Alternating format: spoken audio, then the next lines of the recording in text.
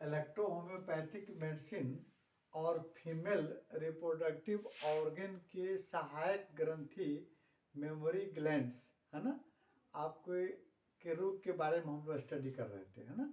इसमें कौन कौन सी आपको रोग होते हैं, जैसे मेमोरी ग्लैंड्स में हम इसके पहले बताए थे मैस्टाइटिस, है ना। मैस्टाइटिस आपको उसका बहुत ही इम्पोर्टेंट रोग है आपको। उसके बाद में एक दूसरा रोग जो भी कॉमन रोग है जिसको फाइब्रोसिस्टिक ब्रेस्ट, है ना, फाइब्रोसिस्टिक ब्रेस्ट, इसमें भी ब्रेस्ट में सूजन हो जाता है, इसमें गांठ बन जाता है ना। और उस गांठ के चलते आपको महिलाओं को ब्रेस्ट में सूजन हो जाता है। वो खास पीरियड में होता है, ये हमेशा नहीं होता है ना। ये महीना आने यानी मेंस्ट्रुएशन साइकिल के एक सप्ताह पहले इस तरह का आपको सिम्टम, उसमें दर्द होना, सूजन होना, गांठ अब मैं मतलब गांठ का एक फिक्स जगह पर नहीं रहना, है ना, वो अपने स्थान भी परिवर्तित करते रहता है ना। और ये जो है महिलाओं में 30 वर्ष से लेकर आपको 50 वर्ष यानी मोनोपोज के स्टेज तक आपको होते देखा गया है ना। तो सबसे पहले हम देखते हैं कारण इसका क्या हो सकता है। तो पीरियड के समय में आपको हार्मोनल चेंजिंग होना, इसके कारण गांठ वाले टिश्यू में आपको उसमें सूजन हो जाना, दर्द हो जाना, है ना, ये सारे सिम्टम देखने को मिलते हैं, है ना। इसके बाद देखते हैं आपको मिल्क डक्ट में भी कभी कभी सूजन हो जाता है। ये मिल्क डक्ट है, इसमें भी सूजन हो जाता है। इसके अलावा फाइब्रस टिश्यू का बढ़ना, इसमें जो फाइब्रस टिश्यू होगा उसमें भी डेवलपिंग होने लगता है और उस सिस्ट का फॉर्मेशन हो जाता है, एक गांठ के रूप में भी बदल जाता है। ये आपका कारण होता है।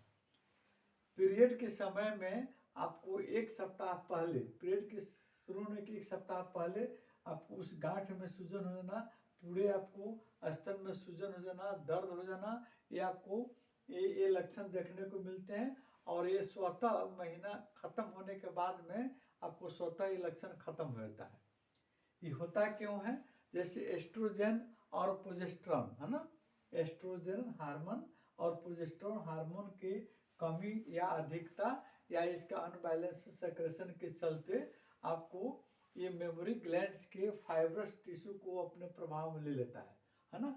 साथ साथ में आपको मिल्क डक्ट के सेल टिश्यू को भी प्रभावित कर देता है और उसमें सूजन पैदा हो जाता है और उसमें एक गांठ भी बन जाता है ना। और उस गांठ के चलते आपको संपूर्ण आपको ब्रेस्ट में भारीपन, है ना, सूजन और दर्द आपको महसूस होता है।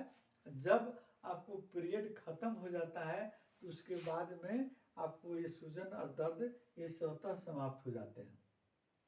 इसमें जो गांठ बनता है वो गांठ ज्यों का त्यों पड़ा रहता है ना। ये गांठ आपको कभी आपको भविष्य में कैंसर का रूप नहीं लेता है, प्राय देखा गया है।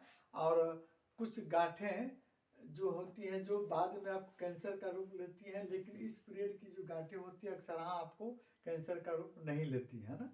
और इसमें हम इलेक्ट्रो होम्योपैथिक औषधि कौन सा प्रयोग करेंगे, क्योंकि ये केवल पीरियड होने के एक सप्ताह पहले ही शुरू होता है। किसी किसी महिलाओं में 2 दिन 4 दिन पहले या किसी किसी मतलब एक सप्ताह से 12 दिन के बीच में आपको ये मतलब कि डिजीज शुरू होता है और ये महीना आने के बाद स्वतः खत्म हो जाता है। इस पीरियड में हम इलेक्ट्रो होम्योपैथिक औषधि S1 और C1 का हायर पोटेंसी सप्ताह में या 15 दिन पर देने, जैसे S1 और C1 का 1000 पोटेंसी 15 दिन पर 2 बार रिपीट कर देने पर दे देने के बाद में अगले महीना में इस तरह का आपको मतलब सिम्टम देखने को नहीं मिलता है महिलाओं में, है ना।